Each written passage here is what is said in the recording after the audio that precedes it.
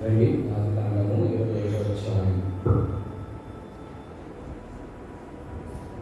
ఆదికాండము 25వ అధ్యాయము 23వ వచనం చదువుదాం. ఇస్సాకు భార్య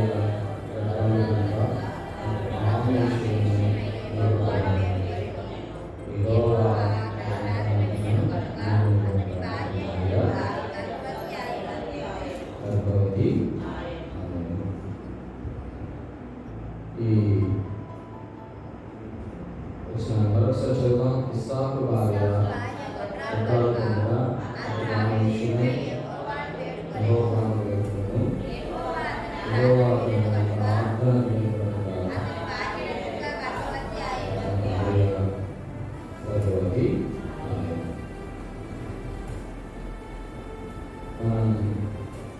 ఇస్సాకు యొక్క ప్రార్థనలో ప్రార్థనలో రెండవ ప్రార్థన ఇది. మొదటి ప్రార్థన దేని కొరకు? ప్రే ఫర్ బ్రైడ్, వధువు కొరకు లేక భార్య కొరకు లేక పెండ్లి కొరకు తర్వాత ఇప్పుడు ఇస్సాకు భార్య గుడ్రాలి, పిల్లలు లేరు. ప్రే ఫర్ బ్యాలెన్స్, గుడ్డుతనం కోడల కొరకు ప్రార్థన చేస్తూ వచ్చారు ఇస్సాకు. మూడవ ప్రార్థన 26వ అధ్యాయము 25వ వచనం. 25వ వచనం చదువుతాము. అక్కడ కనుక బలిపీఠం కట్టించి యెహోవా నామమున ప్రార్థన చేసి అక్కడ తన గుడారము వేశాడు. ఇది దేని కొరకు?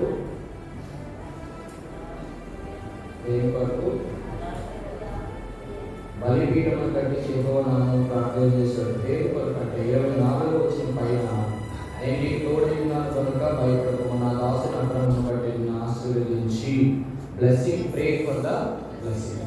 మొత్తం 3 ఇతర ప్రార్థన మనం ఇస్సాకు జీవితంలో గమనిస్తాం. అయితే ఇప్పుడు మనం చదువుతున్న వాక్యం ఆదికాండం 25:21 తన భార్య గొడ్రాలు ఆ కారణం చేత దేవునికి ప్రార్థన చేస్తూ వచ్చాడు ఇస్సాకు. ఇస్సాకు ఎన్నో సంవత్సరంలో తనకి పెళ్ళయింది? ఎక్కడుంది?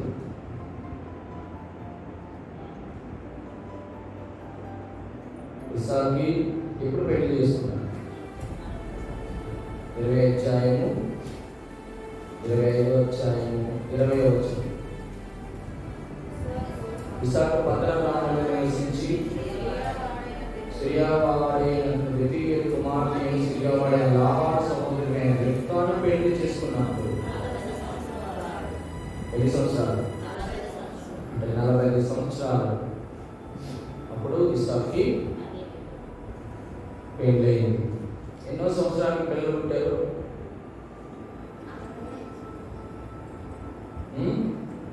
26వ వచనం. 24, 25, 26 కవలవారు మొదటి వాడు వాడు బయటకు వచ్చాను. అతను ఉన్నతి రమోత్సవంలో అతను ఏసావు పేరు పెట్టి, తర్వాత తన సహోదరులు బయటకు వచ్చినప్పుడు అతను చేయి ఏసావు పట్టుకొని కనుక అతనికి యాకోబు అని పేరు పెట్టబడి ఆమె వారిని కలిగినప్పుడు ఇస్సాకు 40 ఎన్ని సంవత్సరాలు? 40 సంవత్సరాలు పెళ్ళైంది. 60 సంవత్సరాలు పిల్లలు ఉంటారు. ఎన్ని సంవత్సరాలు పెళ్లి చేశారు? 20 సంవత్సరాలు పెళ్లి చేశారు. మనం ఏమనుకుంటామంటే పెళ్ళైనా వెంటనే పట్టకపోతే దేవుడు నాకేమేం చేశాడు, దేవుడు నా ప్రార్థన లేదు. నేను అంటాను, మోరియా పర్వతం మీద అబ్రహాము ఇస్సాకును బలి ఇవ్వడానికి తీసుకెళ్ళినప్పుడు తన తండ్రిని బలి అర్పణ అర్పించుటకు కట్టెలున్నాయి, కత్తుంది, నిప్పుంది, అన్నీ ఉన్నాయి. కానీ మరి దహన బలి అర్పించుటకు గొర్రె పిల్ల ఏదని అడిగాడు. అప్పుడు అబ్రహాము చెప్పిన మాట, దేవుడే చూచుకోను. ఆలోచిస్తారా? అటువంటి సంపూర్ణ విధేయుడైనటువంటి ఇస్సాకు లాంటి వాడికే 20 సంవత్సరాలు దేవుడు పిల్లలు లేకుండా సంతు లేకుండా చేస్తే మన పరిస్థితి ఏంటి? 20 సంవత్సరాలు సమయం దేవుడు తీసుకున్నాడు. ఇస్సాకు భార్య అయినటువంటి రిబ్కా తన ప్రార్థన చేయలేదు, కానీ ఇస్సాకు ఆమె విషయమై ప్రార్థన చేశాడు. చూడండి ఆ మాట, అతడు ఆమె విషయమై యెహోవాను వేడుకొనెను. 24వ అధ్యాయంలో రిబ్కా కొరకు ప్రార్థన చేసి ఇస్సాకు కనబడతాడు. 24లో ఎవరు? రిబ్కా కొరకు ప్రార్థన చేసి ఇస్సాకు కనబడతాడు. 25వ అధ్యాయంలో రిబ్కా విషయమై యెహోవా కొరకు ప్రార్థన చేసిన ఇస్సాకు కనబడతాడు. డిఫరెన్స్ గమనించారు? అక్కడేమో భార్య కొరకు ప్రార్థన చేశాడు, ఇక్కడ బిడ్డల కొరకు ప్రార్థన చేశాడు. 24వ అధ్యాయంలో భార్య కొరకు, 25వ అధ్యాయంలో బిడ్డల కొరకు. ఈ 25వ అధ్యాయాన్ని మనం ఒక 4 భాగాలుగా విభజిద్దాం. 25వ అధ్యాయం మొత్తాన్ని ఒక 4 భాగాలుగా విభజిస్తే చూడండి, అక్కడ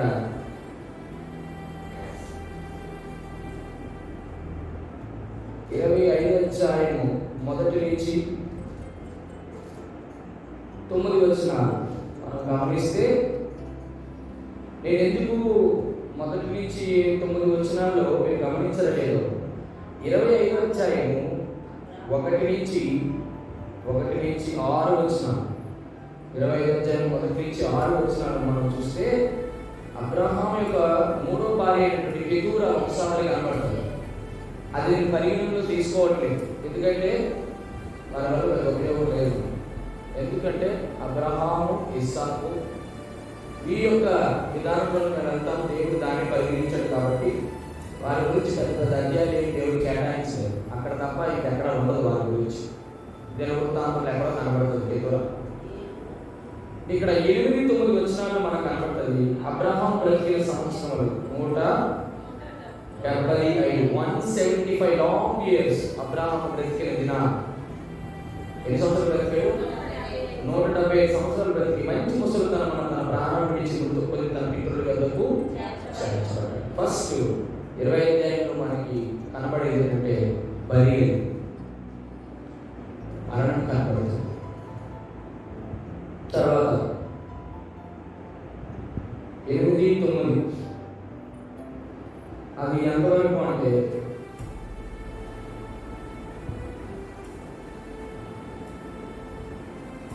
8-9 అధ్యాయాల్లో అబ్రహాం యొక్క మరణం కనబడుతుంది. ఆ మరణమైనటువంటి ఆ తండ్రిని ఇస్సాకు, ఇస్మాయిల్ ఇద్దరు కూడా బాధపడతారు. రైట్. తర్వాత 12వ అధ్యాయంలో కూడా మీరు గమనిస్తే శారా దాసిన హాగరు యొక్క సంతానం కనబడుతుంది. 25వ అధ్యాయంలో ఇష్మాయేల్, వారి గురించి కూడా దేవుడు పెద్ద పట్టింపు లేదు, ఎందుకంటే వారి భౌతికమైన సంతానం కాబట్టి నేను అక్కడ వదిలిస్తున్నాను. మీరు గమనించండి, 25వ అధ్యాయం మొదటి వచనం నుంచి 7 వచనాలు 6 వచనాలు మినహాయించి, అదే 25వ అధ్యాయంలో 12 నుంచి నేను 18 వచనాలు వదిలేస్తున్నాను. కారణం ఏంటంటే అది ఇస్మాయిల్ యొక్క సంతానం వంశాలు. రైట్. ఇప్పుడు అసలు భాగానికి పోతాం.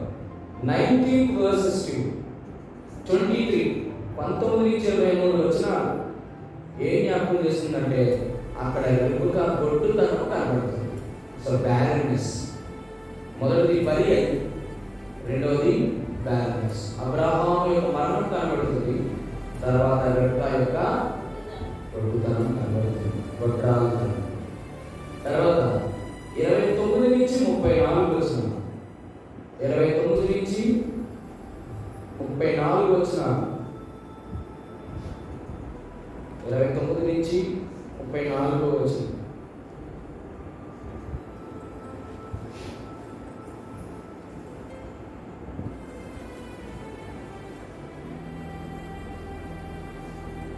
ఇట్లా చెప్పవచ్చు.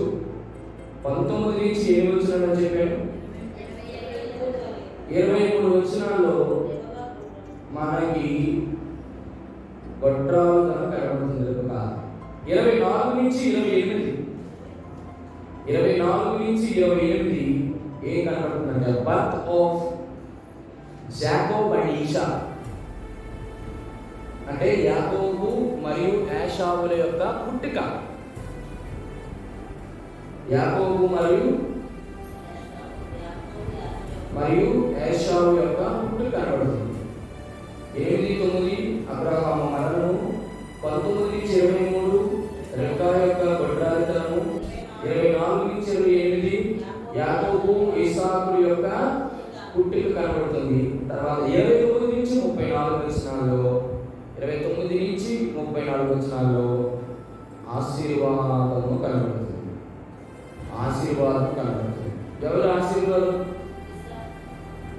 ఎవరు ఆశీర్వాదం చేయించుకున్నారు? యాకోబు. రైట్. యాకోబుని ఎవరు ధృవీకరించారు? దీని ఇట్లా చెప్పవచ్చు. మొదటిది మరణము, రెండవది గుడ్డితనము, మూడవది జననము, నాలుగవది ఆశీర్వాదం. మరొకసారి, మొదటిది 25 మరణం. ఎవరి మరణంతో ప్రారంభించబడింది? అబ్రహాము. ఎండింగ్ వచ్చేటప్పటికి ఎవరి ఆశీర్వాదం? చూసారా? అబ్రహాము వాగ్దానం పొంది కల్దీలు నుంచి కనానుకు వచ్చారు. అటువంటి అబ్రహాములో నుంచి ఒక్కసారి మీరు అనుకోవచ్చు, ఎప్పుడైనా దేవుడు తన బిడ్డలకు చేసిన వాగ్దానము పొందినటువంటి మనుషులు తెలియవచ్చు, కానీ ఆ వాగ్దానం ఇప్పుడు నిలిచి ఉంటారు. అది ఎవరితో అంటే తన పుట్టినటువంటి బిడ్డలు. అందరికంటే కాదు, మళ్ళీ అందరూ దేవుడు మళ్ళీ సెపరేట్ చేస్తారు. అది ఎవరికంటే యాకోబు. మరణము, గొడ్డితనము, జననము, ఆశీర్వాదం, 4 విషయాలు. సరే, ఇప్పుడు బాగా అయిపోతుంది. ఇస్సాకు భార్య గొడ్రాలు కనుక అతని ఆమె విషయమే యెహోవాను వేడుకున్నాడు. ఇక సమస్య ఏమిటి అంటే, మొట్టమొదట ఆ 21 వచనమా, ఆ 21 వచనంలో గొడ్డుతనం లేదా గొడ్రాలుతనం గురించి 2 విషయాలు చెప్తాను. బ్యాలెన్స్ లో 2 పాయింట్స్. మొదటిది పీపుల్, రెండవది ప్రాబ్లం. మొదటిది ప్రజలు, వారు ఎదుర్కొన్న సమస్య. మొదటిది ప్రజలు, రెండవది వారు ఎదుర్కొన్న సమస్య. ఒక ప్రశ్న, నేను ముందుకు వెళ్ళడానికి ముందు, బైబిల్లో మొత్తం ఎంతమందికి దేవుడు సొంతు లేకుండా చేశాడు? బైబిల్లో ఎంతమందికి టోటల్గా, పాత నిబంధన, క్రొత్త నిబంధన, మొట్టమొదటి గొడ్డుతనం కలిగిన స్త్రీ ఎవరు? చివరి స్త్రీ ఎవరు? ఎంతమంది ఉన్నారు? పాత నిబంధన ఎంతమంది? కొత్త నిబంధన ఎంతమంది? చెప్తాం కదా. మొదట షారా, 2 రెబెకా, 3 రాహేలు, 4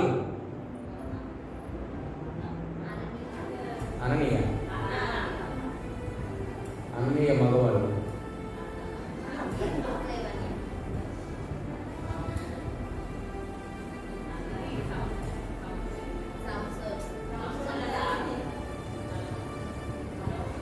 షారా, రెబెకా, రాహేలు, హన్నా, 4 వచ్చారు. మనోహో భార్య 5. మనోహో భార్య అంటే ఎవరు అనుకోగలరు? సంసోను తల్లి 5. ఎవరైనా చెప్పండి త్వరగా, మనం ముందుకు వెళ్ళాలి. పీపుల్, వారు ఎదుర్కొన్నటువంటి ప్రాబ్లమ్స్లోకి వెళ్ళాలి. 5 వచ్చారు.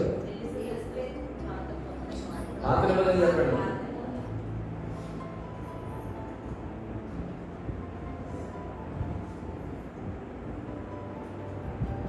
టైం అయిపోతుంది. మళ్ళీ ఒకసారి చెప్తాను. శారా, రెబ్కా, రాహేలు, హన్నా, మనోహ భార్య 6, మీకాలు, సౌలు కుమార్తె మీకాలు దావీదు భార్య. ఇక చెప్పాలి రైట్. షునేమీరాలు, గనురాలైన షునేమీరాలు. 2వ రాజుల గ్రంథం 4వ అధ్యాయంలో ఉంటుంది. ఎంతమంది మొత్తం? 7 మంది పాత నిబంధనలు, కొత్త నిబంధనలు లెక్క. ఇంకా ఎలిజబెత్, తర్వాత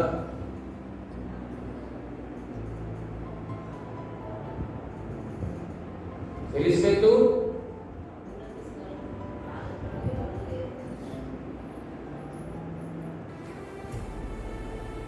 కొత్త నిబంధనలో ఎలిజబెత్ తర్వాత మరియమ్మ గారు గర్భం దాల్చారు. యేసుక్రీస్తు ప్రభు వారు పుట్టిన తర్వాత బైబిల్ గ్రంథంలో గుడ్డితనమే లేదు. యేసు ప్రభు వచ్చిన తర్వాత సంపూర్ణమైన ఆశీర్వాదమే, సంపూర్ణ ఆశీర్వాదం. మొత్తం బైబిల్లో మొత్తం 8 మంది స్త్రీలు గొడ్డుతనం. అందులో పాత నిబంధనలో 7, కొత్త నిబంధనలో 1. స్త్రీలు చెప్తాం. మొదటిది శారా, రెబ్కా, రాహేలు, హన్నా, మనోహ భార్య మీకాలు, గనురాలైన షునేమీరాలు. పాత నిబంధనలు. కొత్త నిబంధనలో జకర్యా, ఎలిజబెత్. మంచిది. పీపుల్ చూస్తాం, ఇప్పుడు వారు ఎదుర్కొన్న ప్రాబ్లమ్స్ చూస్తాం, సమస్యలు. ఒక స్త్రీకి సంతానం ఎందుకు అంత గొప్పగా ఎంచబడుతుందంటే, ఆ రోజుల్లో ఇజ్రాయేలులో పెళ్లి అయిన తర్వాత కానీ బిడ్డలు కానీ పుట్టకపోతే వారు ఎంతో భయంకరమైన నిందను మోయాల్సి వచ్చింది. దూషణ, ఎగతాళి, అపహాస్యం. వారిని సమాజంలో మామూలుగా చూసేవారు కాదు. ఎందుకంటే పిల్లల విషయంలో ఇజ్రాయేలు లేక యూదులు, దేవుని బిడ్డలు అంత పట్టింపు కలిగిపోవాలి. అంత అవమానం, బిడ్డ లేకపోవడం, సొంత లేకపోవడం చాలా భయంకరమైన పరిస్థితి. స్త్రీలు బిడ్డల కొరకు ఎన్ని పాటలు పడ్డారో. ఎలాగైనా బిడ్డ పుట్టాలి, నాకు దేవుడు ఎలాగైనా సంతానం ఇవ్వాలని ఆ నిందను భరించలేకపోయాడు. ఎదుర్కొన్న సమస్యలు ఒక 7 చూద్దాం. మొదటి రండి. ఆదికాండము చూడండి,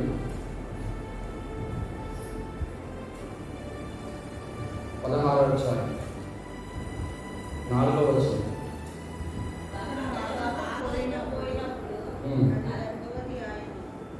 అతడు 4వ వచనం 16:4. అతడు హాగరుతో పోయినప్పుడు అది గర్భవతి అయిన, అది తాను గర్భవతి అయింది తెలుసుకున్నప్పుడు దాని యజమానురాలు దాని దృష్టికి నీచమైన గాయం. అప్పుడు శారా, నా ఉసురు నీకు తగులును, నేనే నా దాసుని కౌలుకి ఇచ్చిన తర్వాత తన గర్భవతి అయితే నేను తెలుసుకున్నప్పుడు నేను దాని దృష్టికి చెప్పాలి నీచమైన గాయం, అవమానమంత. యజమానురాలు భార్య, అబ్రాహాము భార్య దాసి ఏం చేస్తుంది? దాని దృష్టికి ఎట్టయింది? మొదటిది అవమానం. 2 16వ అధ్యాయము 8-6 వచనం.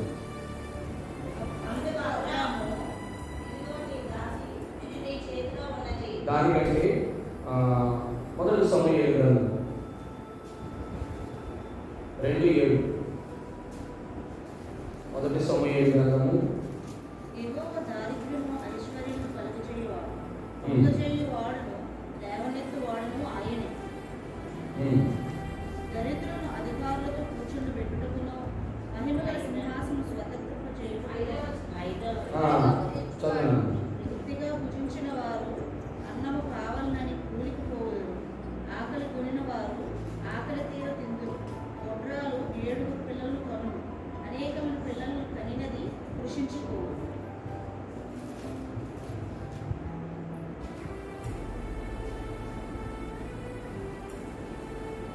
మొదటి అధ్యాయం అనుకుంటా చూడండి 7వ వచనం రైట్. మొదటి సమూయేలు గ్రంథం మొదటి అధ్యాయం 7వ వచనం.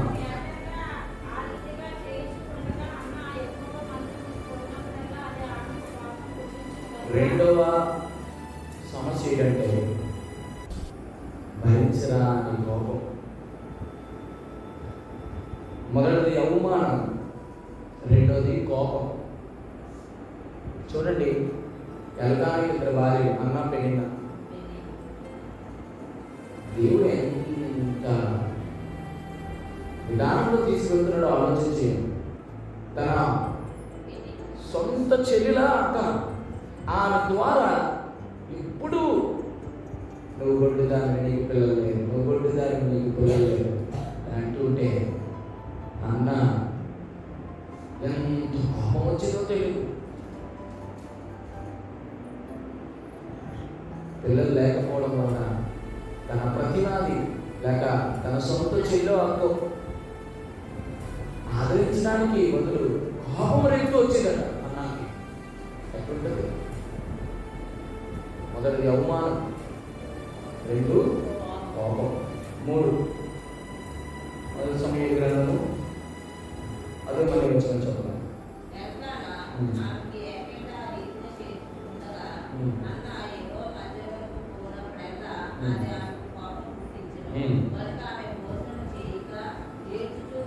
మూడోది కన్నీరు.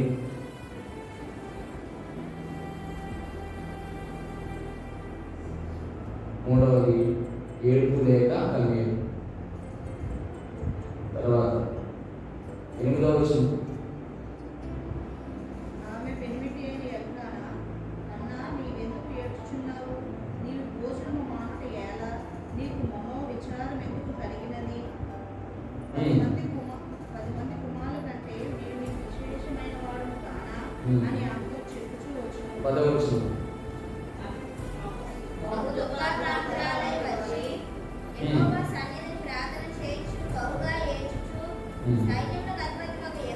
రైట్. 8వ వచనంలో ఆమె భోజనము చేయగా ఏడ్చుచూ వచ్చెను. 10వ వచనంలో బహు దుఃఖాక్రాంతురాలై వచ్చి యెహోవా సన్నిధిని ప్రార్థన చేయుచు బహుగా ఏడ్చు. మొదటి దానికి రెండో దానికి ఏంటి డిఫరెన్స్?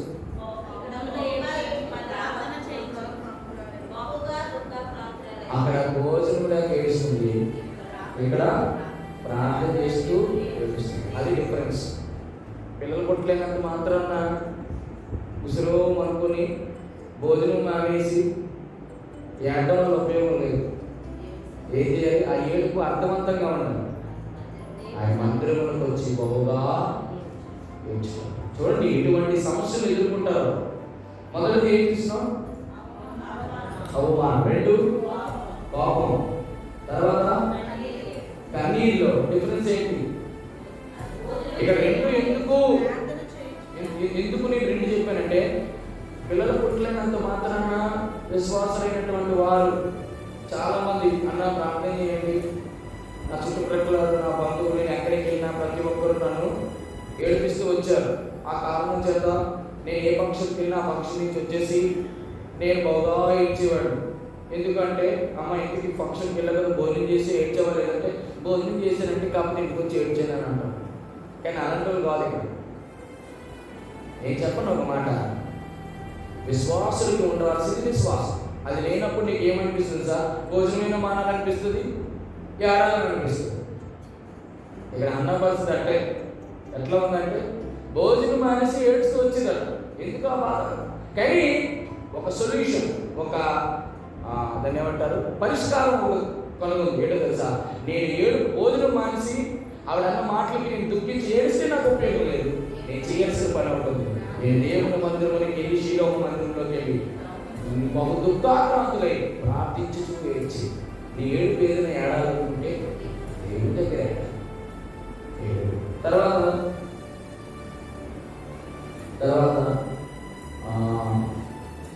చూడండి,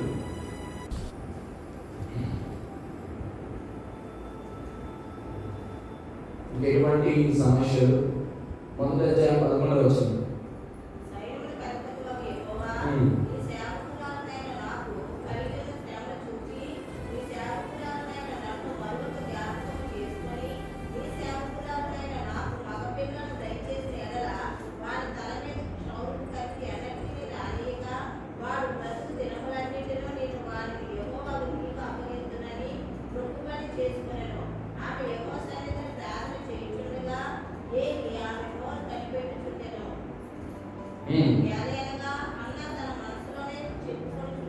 ఆమె పెదవులు మాత్రం కదులుతుంది, ఆమె శ్వాస నిలబడకుంటే గనుక ఏమి ఆమె మధురాలే ఉన్నదనుకొని ఎంతవరకు మధురాలే ఎదురు నీవు ద్రాక్షారసము ఎదురుని తీసివేయమని చెప్పగా అది కాదు నా ఏలివాడా.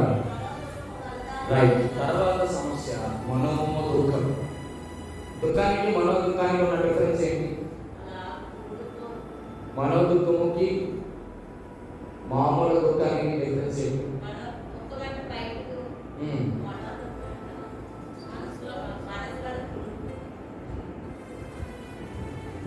దుఃఖం అంటే బయటికి కనబడుతుంది, మనోదుఖం అంటే బయటికి కనబడుతుంది.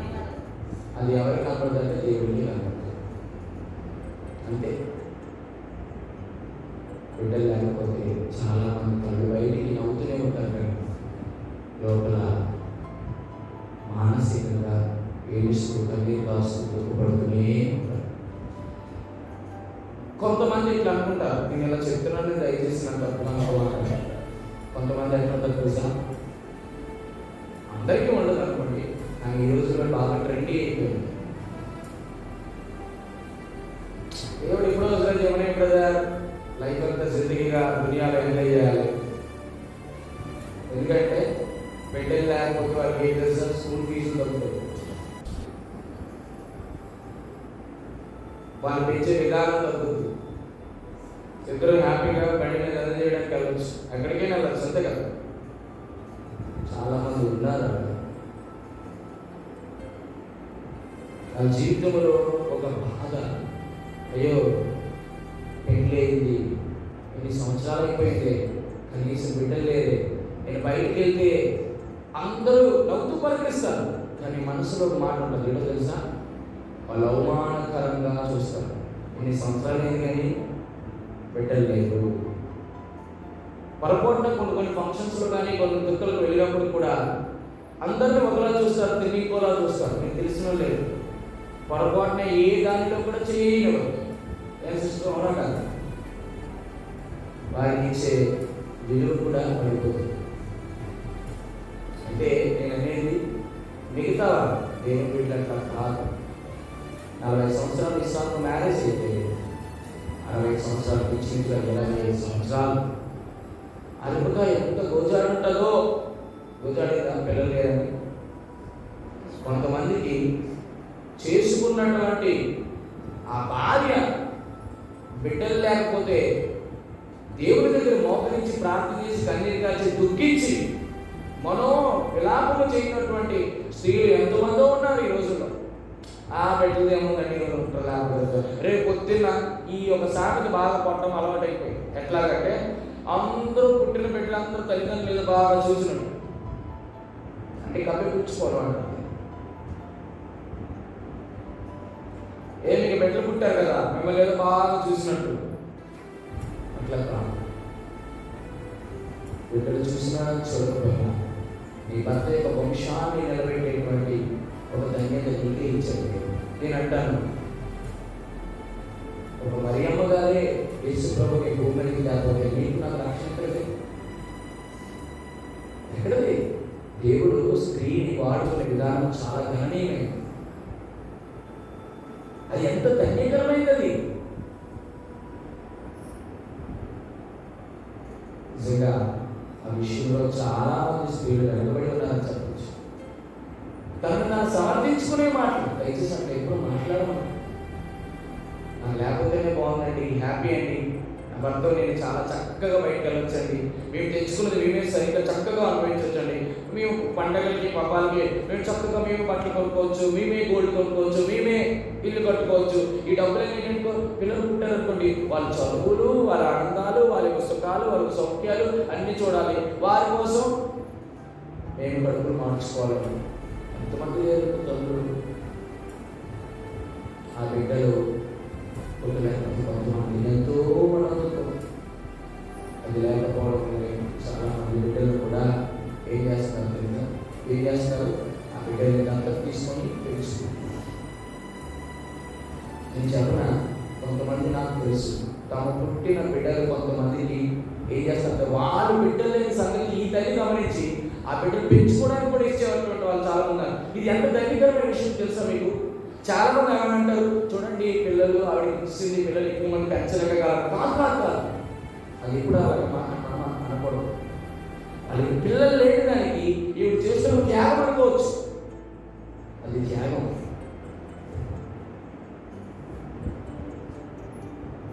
పిల్లల విషయంలో దేవుడు చాలా చాలా చాలా పట్టింపు కలిగిన వాడు. దేవుడే ఇవ్వకపోతే, దేవుడే సహాయం చేయకపోతే ఈ విషయంలో ఈ ప్రపంచంలో ఏ మనుషుడు సహాయం చేయడు. ఎన్ని సమస్యలు చూసాం? ఇప్పటికి ఏం చూసాం సమస్యలు? మొదటిది పీపుల్, ప్రజలు చూసాం 8 మందిని. సమస్యలు ఏం చూసాం? 6 7 5 చాలు, మీకు అంతకంటే సమయం అయిపోతుంది. మనోదుఖం సరిపోతుంది, ఎందుకంటే ఎక్కువ అవసరం లేదు. తర్వాత బ్యాలెన్స్లో మొదటి పీపుల్ చూసాం, రెండవది వారు ఎదుర్కొన్న సమస్యలు చూసాం. నేను ఇట్లా చెప్తాను, ఇంకొక సమస్య చూద్దామా? మొదటి సమూయేలు గ్రంథం 16 వచ్చింది. ఈ సేవకురాలైన నన్ను పనికిమాలిన దానిగా ఎంచవద్దు.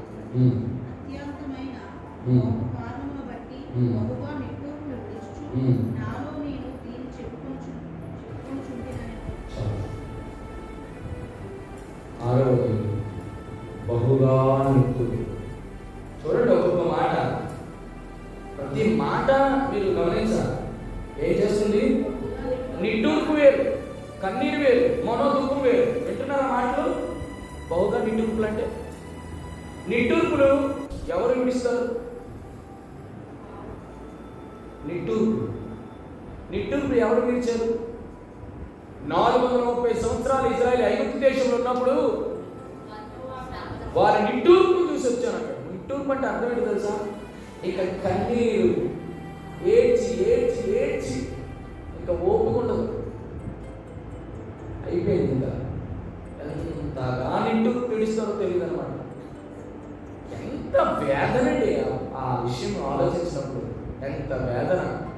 బిడ్డ లేకపోతే అటువంటి, ఇప్పుడు నేను అడుగుతున్నాను, ఇటువంటి సమస్యలు మారే ఉంటే నువ్వు బహుగా దుఃఖిస్తున్నావేమో, బహుగా నిట్టూర్పు విడుస్తున్నావేమో, బహు దుఃఖాకాండలు అడుగుతున్నావేమో, నీ యొక్క ఇరుగు పొరుగు వారి చేత నువ్వు నీచమైన దాన్ని ఎంచబడుతున్నావేమో, అసహ్యరాలు ఎంచబడుతున్నావేమో, నిందలు పడుతున్నావేమో. నీ బ్యారన్నెస్ ఏం చేస్తాడో తెలుసా? బ్యారన్నెస్ ఏం చేశాడు దేవుడు? భర్త కింద మార్చాడు.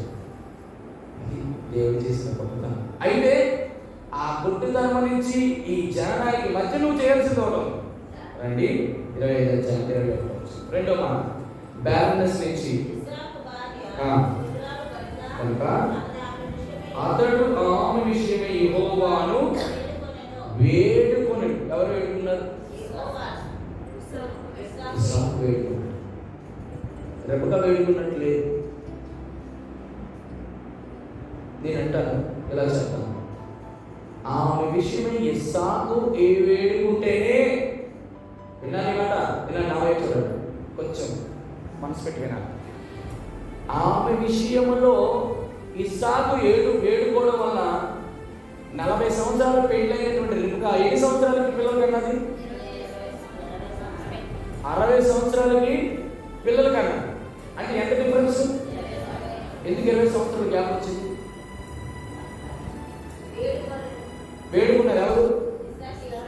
రిబ్కా. నేనంటాను, ఒకవేళ ఇస్సాకు రిబ్కా ఇద్దరు కలిసి వేడుకుంటే 20 సంవత్సరాలు కాస్త. నేను ఏం తలపు జ్ఞాపకం చేస్తున్నాను పరిశుద్ధాత్మతో, బిడ్డల కొరకు నీవు ప్రార్థన చేస్తే దేవుడు ఇస్సాకు మొరబెట్టాడు, కానీ టైం మాత్రం ఎక్కువైపోతుంది. ఆ 20 సంవత్సరాలు పడాల్సిన నిందలు, అవమానాలు, దుఃఖము, నిట్టూర్పులు, చింత ఇవన్నీ కూడా ఎక్స్టెండ్ అయిపోతాయి. ఏం చేయాలో తెలుసా? ఈ తన భార్య విషయం విషయమై ఇస్సాకు యెహోవాను వేడుకోవడంలో ఉన్నటువంటి మొట్టమొదటి ఆలోచన ఏంటి చెప్తారు? ఎందుకు ఇస్సాకు వేడుకున్నాడు చెప్తారు? ఏనా చెప్పి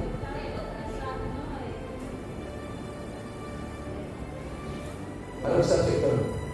భార్య అయిన రెబెకా విషయంలో ఇస్సాకు మాత్రమే ఎందుకు వేడుకున్నాడు?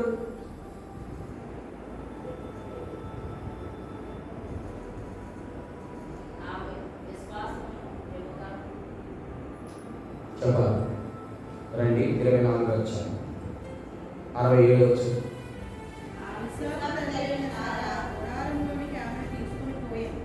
అప్పుడు అతడు రిబెకాను పరిగ్రహింపగా ఆమె అతనికి భార్య అతడు ఆమెను ప్రేమించి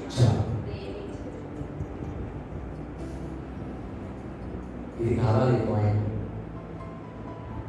పెళ్ళైనటువంటి భార్య యొక్క దుఃఖమును నువ్వు చూసి,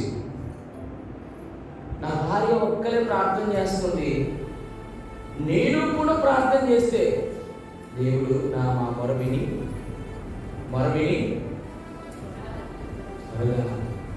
దేవుడిస్తాడు కదా. ఎంతమంది ఉన్నాయి నేనంటా, నేను చెప్పనా, నువ్వు నిజంగా ప్రార్థన చేస్తే ప్రేమించడం అంటే అర్థం ఏంటి చెప్పనా? ఇస్సాకు రెబెకాను ప్రేమించడం అంటే ఎట్లా ప్రేమించడం అంటే అర్థం ఏంటి తెలుసా? ప్రేమించడం అంటే చూపిస్తా. అసలు భర్త ఒక భార్యని ఇట్లా కూడా ప్రేమిస్తాడు. ఎప్పుడు ప్రేమించాడు?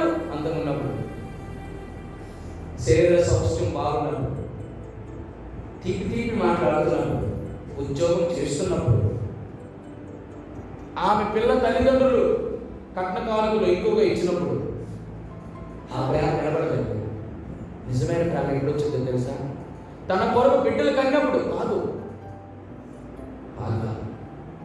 తన భార్య గొడ్రాలుగా ఉన్నప్పుడు, నింద పడుతున్నప్పుడు, అవమానం పడుతున్నప్పుడు, అందరూ దోషం మాట్లాడుతున్నప్పుడు, అందరూ తన నీచమైన దానికి ఏడుస్తున్నప్పుడు, ఆమె దుఃఖపడుతున్నప్పుడు, వేదనతో బాధపడుతున్నప్పుడు, నిట్టూర్పులు విడుస్తున్నప్పుడు తను చెప్పాల్సిన మాట ఏంటి తెలుసా? ప్రేమకు ప్రతీక ఏమంటారు? పరాకాష్ట. ఎంత అద్భుతమైన ప్రేమ ఏంటి! నేను అనుకుంటాను అక్కడ ఇస్సాకు రెబెకాను ప్రేమించిందో అన్నదే కనబడుతుంది. కానీ ఇతరుకంటే అద్భుతంగా ప్రేమించిన ఒక వ్యక్తి ఉన్నాడు తెలిసిన? మొదటి సమూయేలు గ్రంథం మొదటి అధ్యాయం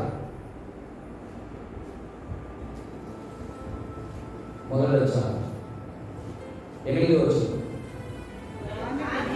అండర్లైన్ చేయండి ఈ మాటలు. ఆమె పెళ్ళిటి ఎలకానంటే ఎవరు పెళ్ళి? అన్న పెళ్ళిటి ఎలకానా? చూడండి ఆ మాట, చూడండి ఆ మాట అన్నప్పుడే సగం ఇదైపోతుంది. అన్నా నువ్వు ఎందుకు ఏడుస్తున్నావు? 4 ప్రశ్నలు వేసాడండి తన భర్త. నువ్వు ఎందుకు ఏడుస్తున్నావు అన్నా? నీవు భోజనం ఎందుకు మానేస్తున్నావు? నీకు మనోవిచారం ఎందుకు? నీకెందుకు మనోవిచారం కలిగింది?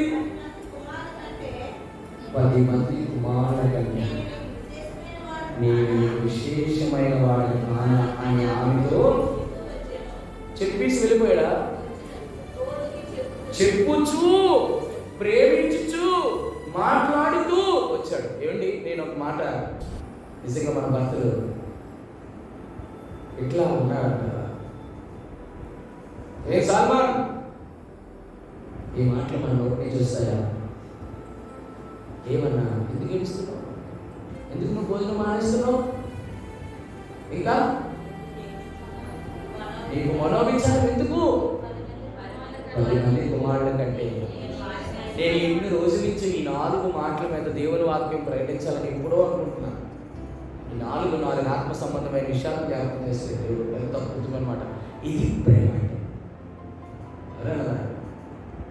ఏ చెల్లి, ఎప్పుడైనా ఈ మాటలు నీ భర్త నుంచి కొనుక్కున్నా వచ్చినందుకు మానేస్తాను, ఎందుకు మానేస్తాను? ఎందుకు ఏడుస్తున్నావు? ఎందుకు నీకు మనోవిచారం? నేను లేనా? 10 మంది కుమారుల కంటే నేను ఎక్కువైన వాడిని కాదా? నిజంగా అంత ఆదరణతో కూడిన మాటలు భర్త అంటే 100 మంది బయట వాళ్ళు తన భార్య నిందించిన, అవమానించిన ఆ భర్త మాటలు బట్టి ఏమవుతుంది? ఆ మాటలు విని కొంతమంది ఏమవుతారు తెలుసా? భర్తలు పెట్టిపోతారు. ఇంకా దానికి తోడు సార్ అట్లా ఎప్పుడు మాట్లాడు. ఎందుకంటే పిల్లలు కలుగ చేయాల్సింది సొంత లేకుండా చేసింది అంతా కూడా నేనే. మనం అబ్రహాం విషయంలో చూసాం. అబ్రహాం భార్య తీసుకెళ్ళినందుకు అబీమెలెకు యొక్క వారి యొక్క భార్యలు దాసులు అందరు గర్భం పుట్టించిన దేవుడు. మళ్ళీ ఎప్పుడైతే ఈయన ప్రార్థన చేశాడు అబ్రహాం, మళ్ళీ ఏం చేశాడు? దేవుడు ప్రార్థించాడు. ఇది అందుకే ఇస్సాకు విషయంలో తన భార్య విషయం నేను అంటాను. కొంతమంది ఇస్సాకు ప్రార్థన చేస్తాడు. ఎక్కడికి? తనకి వెళ్ళేటువంటి పద్ధతి, ఎటువంటి పద్ధతి ధ్యానించడానికి ఎక్కడికి వెళ్తాడు ఇస్సాకు? మరి పొలంలోకి వెళ్ళడం ఏం చేయాలా? రేపుగా వెంబడించాలా లేదా? ప్రార్థన చేయాలా లేదా? ప్రార్థన చేసినట్టుందా? రేపుగా ఎప్పుడు కూడా ఎలాగంటే కుయుక్తురాలు. ఎక్కడ కుయుక్తురాలు చెప్పనా? ఇద్దరు పుట్టినప్పుడు రేపుగాని ఈవిడ దొంగ ఎటువంటిదో తెలుసా? ఏమంటారు? నేను ఇట్లా చిత్రాన్ని మాత్రం ఏమనుకోలేదు. రేపుగా నేను నెగిటివ్ పోర్షన్ చూపించడం నా ఉద్దేశం కాదు. కానీ రే చిన్నడా, మీ నాన్న పెద్దోడికి ఆశీర్వాదించదు అనుకుంటున్నాడు. నువ్వేం చేస్తావు తెలుసా? ఇమీడియట్గా వెళ్ళి అమ్మ ఒక తల్లి ఇద్దరు బిడ్డలు పుడితే ఎంత ఎక్కువ ఇట్టా ఏం చెప్పాలి? నాయన నీ అన్నదమ్ముడైనటువంటి యాషావు యాకోబు మీ ఇద్దరు కూడా ఆశీర్వాదానికి హక్కుదారులే. కానీ జ్యేష్ఠత వరకు నీ అన్నదమ్ముడికేనా? అవునా? మీ అన్న వచ్చే టైంకి రా మందులో పిల్లలు తీసి నరికేసి కూరొండేసి మీ అన్న నాయనకి పెట్టి తినేసి ఆశీర్వదించేస్తారు. ఎలా మీ ఆయన గుడ్డోడు కాబట్టి. ఇస్సాకు అప్పటికే ఎప్పుడైనా చెప్పిందా కనీసం?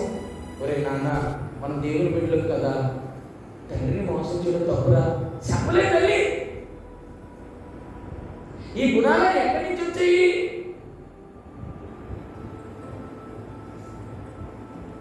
రెండో గురించి ధ్యానం చేసినప్పుడు చాలా బాగుంటుంది. అమ్మో సామాన్యులు 7 ప్రాముఖ్యమైనటువంటి నీచ గుణాలు ఉన్నాయి రెబకాలో. ఇట్లా ఉండకూడదు. నీకు 2 బిడ్డలు పుట్టారా? 2 ఆడపిల్లలైనా సమానమే. 2 మగ పిల్లలు పుట్టారా? 2 సమానమే. మగ పిల్లలు ఆడపిల్లలు పుట్టాడా? చెప్పాలి. సమానం కాదు. సమానం చెప్తారేమో. నేను అంటాను దేవుడు సమానంగానే చూడబడతాడు. ఉద్దేశం ఏంటంటే సమానం కాదని కాదని కొడుకు అంటే ఏంటంటే వాడి వంశ అభివృద్ధి, సంతాన అభివృద్ధి వాడిదోరే. తండ్రి ఇంటిని నిలబెట్టేవాడు. వాడు కొడుకు చూసినా చూడకపోయినా కుమారుడు యెహోవా అనుగ్రహించు స్వాస్థ్యం గర్భఫలమాయించు. అయితే బైబిల్లో ఇట్లా చెప్పబడేది. బైబిల్లో తెలుగు బైబిల్లో అయితే కుమార్తెలు వేరు చేసి చూసింది. కానీ ఇంగ్లీష్ బైబిల్ అయితే children are the inheritance of God. దేవుడు ఇచ్చిన స్వాస్థ్యం ఇద్దరు కూడా, అటు ఆడపిల్లలు కానీ ఇటు మగపిల్లలు కానీ భారతాన్ని చూపించుకోవడం. ఏం చూసి వచ్చాం? మొదటిది బ్యారనెస్, రొడ్డుతనంలోనేటువంటి పీపుల్ చూసాం, వారి ఎదుర్కొన్న ప్రాబ్లమ్స్ చూసాం. రెండోది ప్రేయర్ చూసాం. అంటే దాని ఇంగ్లీష్లో బ్యారనెస్ బిసీచ్ అంట. Beseech, BESEACH. బిసీచ్ అంటే ప్రార్థన. ఎందుకంటే బియ్య అక్షరంతో రావాలి కాబట్టి. ముగిస్తున్నాను. మూడవది ప్రార్థన చేస్తే ఏమొచ్చింది? చదువుతారా? 25 వచ్చాయి. 25 వచ్చి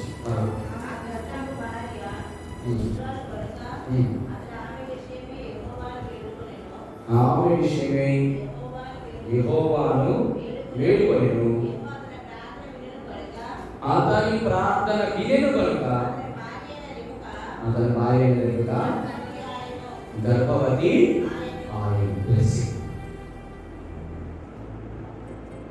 గర్భవతి అవడం అనేది ఆశీర్వాదమే కదమ్మా. ఆశీర్వాదం. ఈ ఆశీర్వాదం వెనక ఆయన చేసిన ప్రార్థన 2 ప్రార్థనలు అండి. ఎప్పుడైనా గుర్తుంచుకోనండి, 2 ప్రార్థన చేయాలి. నేను ఇట్లా చెప్పానని అది కొంచెం కష్టమే, కానీ ఖచ్చితంగా చేయాల్సింది. ప్రార్థన, ఇస్సాకు ప్రార్థన చేసినట్టు ఉంది, వేడుకొనినట్టు ఉంది. ప్రార్థనలో వేడుకోవడం అంటే ఏంటో తెలిసిన 2 అక్షరాలు చెప్పి నేను ముగిస్తాను. రండి, మొదటి సమూయేలు గ్రంథం 1వ అధ్యాయం 11వ వచనం.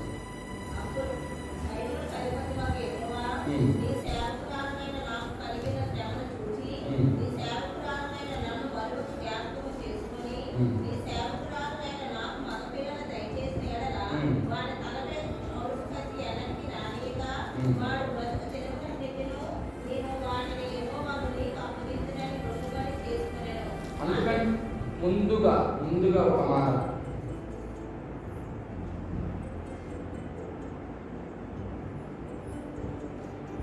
మరొకసారి చదువుతున్నాను. సైన్యములకు అధిపతి యెహోవా నీ సేవకురాలైన నాకు కలిగి ఉన్న శ్రమను చూచి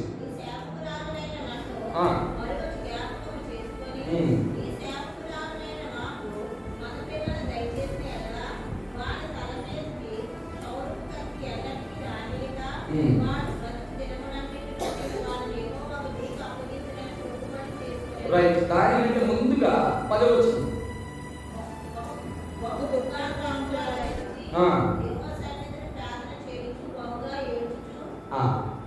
ఇక్కడ మాట గమనించండి, 2 మాటలు జ్ఞాపకం చేస్తానన్నాను, 3 చూద్దాం. ఎందుకంటే 7 ఉన్నాయి, అందులో సమయం అందుబాటును బట్టి 3 చెప్తాను.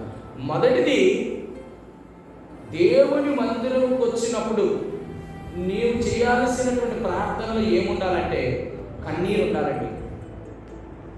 పిల్లల విషయంలో నువ్వు ఏదో 3 మాటలు ప్రభా నాకు ఇస్సాకు ప్రార్థన చేసినట్టు నువ్వు ప్రార్థన చేస్తే 20 సంవత్సరాలు పెట్టాలి. నేను చెప్తున్నాను, మీకు అర్థమైంది లేదు. నేను ఇక్కడ చెప్పనా, సమూయేలు కొరకు హన్నా చేసిన ప్రార్థనలో దేవుడు ఇమీడియట్గా రెస్పాండ్ అయ్యాడు. అంటే అర్థం ఏంటంటే, సాధారణంగా మగవారికి కన్నీరు రావడం కష్టం. ఆమె విషయమై ఇస్సాకు వేడుకున్నాడు. ఇప్పుడు ఈమె విషయమే తను వేడాలి. ఏంటని? దుఃఖాక్రాంతురాలంటే తట్టుకోలేని మనోవేదనతో నిట్టూరు పీడుస్తూ దేవుని సన్నిధికి వచ్చి ప్రార్థన చేసిందండి. ఇది మొదటిది, కన్నీటి ప్రార్థన. రెండోది చూపిస్తాను చూడండి. మొదట సమూయేలు గ్రంథం 1వ అధ్యాయం 15వ వచనం.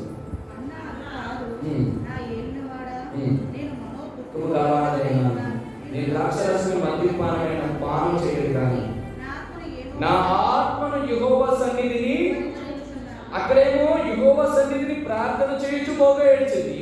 ఇక్కడ నా ఆత్మను యెహోవా సన్నిధిని. 2. నేను ఈ ప్రార్థనలో డిఫరెన్స్ చెప్పనా? 2. మొదటిది కన్నీరు కాచడం,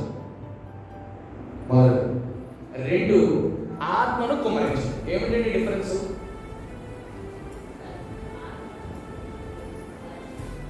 ప్రార్థన 2 రకాలుగా చేయాలని అపోస్తలుడైన పౌలు చెప్పాడు. నేను ఆత్మతోనూ చేయను, మనసుతోనూ చేయను. కన్నీరు మనసుకి సంబంధించింది.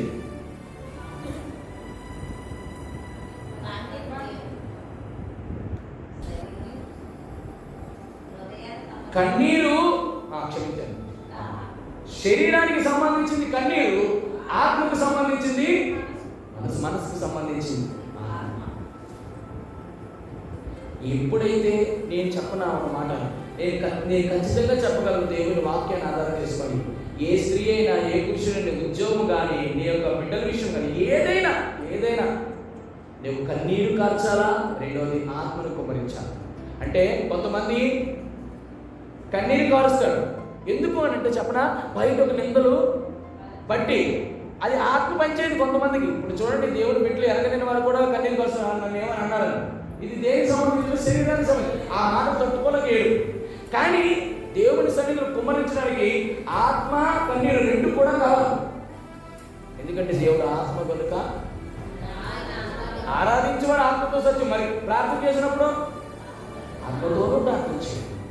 నీ ఆత్మనంతటినీ కుమ్మరించాలి. ఆత్మనంతటినీ కుమ్మరించాలి. మొదటి కన్నీరు, రెండోది ఆత్మతో కుమ్మరించాలి. మూడోది ఏంటి తెలుసా? ఈ బిడ్డలు పుట్టిన తర్వాత ఈ మాట ఎవరైనా అడుగుతారండి, అమ్మా ఈ మాట వినండి, నాకు ఎంత అద్భుతమైన మాట నాకు తెలియదండి. నాకు తెలిసి బైబిల్ గ్రంథంలో ఎట్లా అడిగిన వాళ్ళు ఎవరూ లేరు. నేను ఖచ్చితంగా చెప్పగలను. అది కాదు రండి. జడ్జెస్, న్యాయాధిపతులు 13వ అధ్యాయం 8వ వచనం.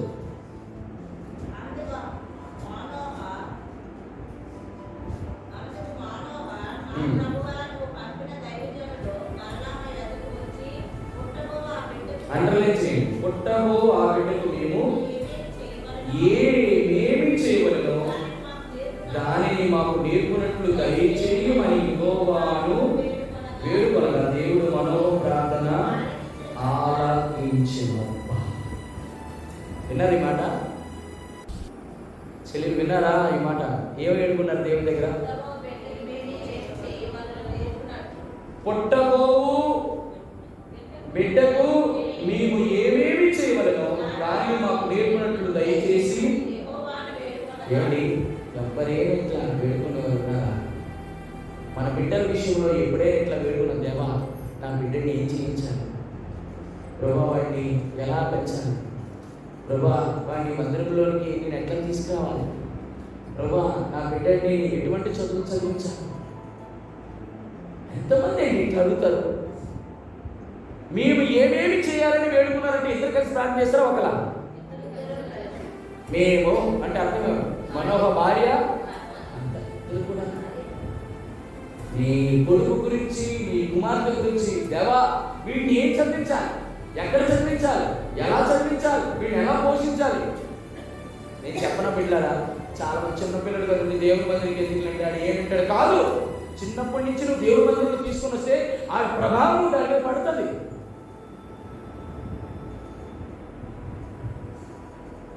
చిన్న బిడ్డలు తీసుకొని వస్తారు. వచ్చిన తర్వాత వాడికి అర్థమైపోతుంటుంది, ఈ టైంకి పాటలు అవుతాయి, ఈ టైంకి ప్రార్థన అవుతుంది, ఈ టైంకి వాక్యం అవుతుంది. వాడికి తెలుస్తుంది అన్నీ దేవుని మందిరంలో. ఇట్లాగా ముగిస్తున్నాను. ఈ 3 ప్రాముఖ్యమే. ఎప్పుడైతే ఇట్లా ప్రార్థన చేస్తామో దేవుడికి ఖచ్చితంగా అంతటా ఇస్సాకు భార్య రిబకా ఏమైంది? బ్లెస్సింగ్. మొత్తం 3 అంశాలు తీసుకొచ్చి, మొదటిది గొడ్డుతనం, లోని 2 ప్రెషర్ లేక ఎంతమంది సమస్యతో బాగా ఎంతమంది ఉన్నారు వారి యొక్క సమస్య. 2 ఆ సమస్యకి దేవుడు పరిష్కారం ఇచ్చాడు. ప్రార్థనే పరిష్కారం. అయితే ప్రార్థన ఎట్లా చేయాలి? 2 రకాలు. మొదటిది కన్నీటితోనూ ఆత్మ కుమ్మరించడం. 3 బ్లెస్సింగ్. నీకు దేవుడు ఒక్కసారి ఇచ్చిన తర్వాత, గర్భం తెరిచిన తర్వాత నువ్వు చేయాల్సింది, దేవా వాడిని ఎలా పెంచాలి, నా పిల్లల్ని ఎలాగ నీ కొరకు పెంచాలి. ఈ 3ఏనండి ఈ విషయంలో మనకి అధ్యయనం కనబడుతుంది. అవునా కాదా? ఇస్సాకు ఒక్కడే ప్రార్థన చేయడం వల్ల 20 సంవత్సరాలు పట్టింది. ఇద్దరు ప్రార్థన చేస్తే 10 సంవత్సరాలు పట్టొచ్చు, లేదా 5 సంవత్సరాలు అయ్యొచ్చు. అలాగా నీ భర్తలు ఈ 4 పరీక్షలు వేస్తారో లేదో తెలియదు. ఎందుకు ఏడుస్తున్నావు, ఎందుకు భోజనం మానేస్తావు, ఎందుకు మనోవిచారం వచ్చింది? 10 మంది కుమారుల కంటే నేను ఎక్కువైన వాడు కానా? పిల్లరా, ఈ 4 మాటలు నేను ఒకే మాట చెప్పనా, అది మన ప్రభువైన యేసుక్రీస్తు వారిగా ఉంది. ఈ 4 విషయం దేవుడు నేను అడుగుతాడు. ఏంటి తెలుసా? నీకు బిడ్డలు లేవని ఎందుకు ఏడుస్తున్నావు? నీకు బిడ్డలు నేను ఎవరైనా ఎందుకు భోజనం మానేశాను? నేను బిడ్డలు ఎవరైనా నీకు ఎందుకు మనోవిచారం?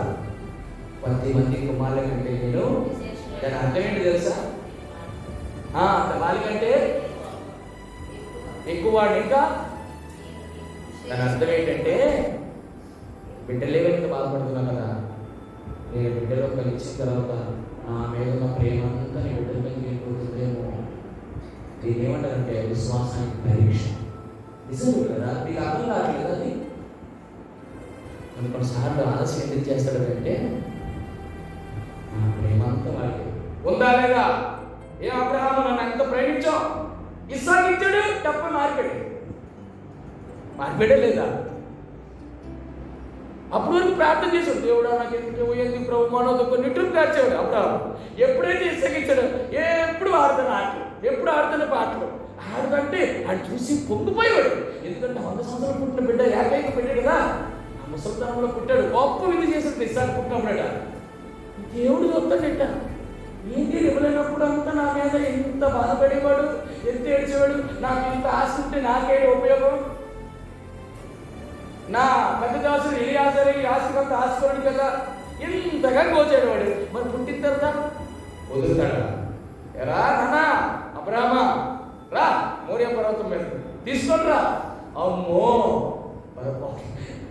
ఆ ప్రేమ దేవుని మీద ఉన్న ప్రేమ. నేను ఎప్పుడు చెప్తాను బిడ్డ, ఇప్పుడున్నా లేకపోయినా, పుట్టినా పుట్టకపోయినా, దేవుని మీద ఉన్న ప్రేమ కంటే బిడ్డలు ఎక్కువ కాకూడదు, ప్రేమించకూడదు కాదు, కాకూడదు. జాన్సన్ మీద ఉన్న ప్రేమ కంటే, నీ భర్త మీద ఉన్నటువంటి ప్రేమ కంటే మొట్టమొదటి నీ ప్రేమ. నీకు భర్తను ఇచ్చినవాడు దేవుడు, నీకు బిడ్డలు ఇచ్చినవాడు దేవుడే. దేవుడే, అవునా? మనకు అన్ని ఇచ్చినవాడు దేవుడు. ఆయన కంటే ప్రపంచంలో ఏది ఎక్కువ కాదండి. అందుకే దేవుడు కొన్నిసారి పరీక్ష పెడతాడు. ఎంత అద్భుతమైన మాటలు ఈరోజు. మొదటిది బ్యారనెస్లో 2 చూసాం, రెండోది ప్రేయర్లో బిసీచ్లో ప్రార్థనలో 2 అంశాలు తీసుకొచ్చాం. పెంచడంలో 2 విషయాలు. మొదటిది ప్రశ్నలు, రెండోది రెండు ప్రశ్నలు. ఏ ప్రశ్నలు? మన ఎల్కానా చెప్పిన ప్రశ్నలు, అదేవిధంగా దేవుని అడిగిన ప్రశ్నలు. మీకు అర్థమైందా? భర్త భార్యతో అడిగిన ప్రశ్నలు, భార్య భర్తలు ఇద్దరు కలిసి దేవుని అడిగిన ప్రశ్నలు. మొత్తం ఒక 3 అంశాల్లో 2 అంశాలు మరోసారి జ్ఞాపకం చేస్తాను. అయిపోయింది. గొడ్డుతనం గురించి 2 విషయాలు చూస్తాం. People problem. ఎంతమంది ఉన్నారో బైబిల్ చూసాం, వారు ఎదుర్కొన్న సమస్యలు. 2 ప్రార్థనలో 2 అంశాలు చూస్తాం. కన్నీటి ప్రార్థన, ఆత్మకు మరి ప్రార్థన. 3వది ఆశీర్వాదంలో 2 చూస్తాం. ఏంటి ఆశీర్వాదం అంటే 2 ప్రశ్నలతో ఆశీర్వాదం. ఏంటో తెలుసా? ఎల్కానా తన భార్య హన్నాకు అడిగిన చెప్పిన 4 ప్రశ్నలు ఆశీర్వాదం కాదండి, ఆదరణ కాదా? అట్ ద సేమ్ టైం ప్రభా నీ బిడ్డలు నేను ఎలాగా? ఈ 3 అంశాలను ఆధారం చేసుకుని కొంతసేపు ప్రార్థన చేస్తాం. రండి.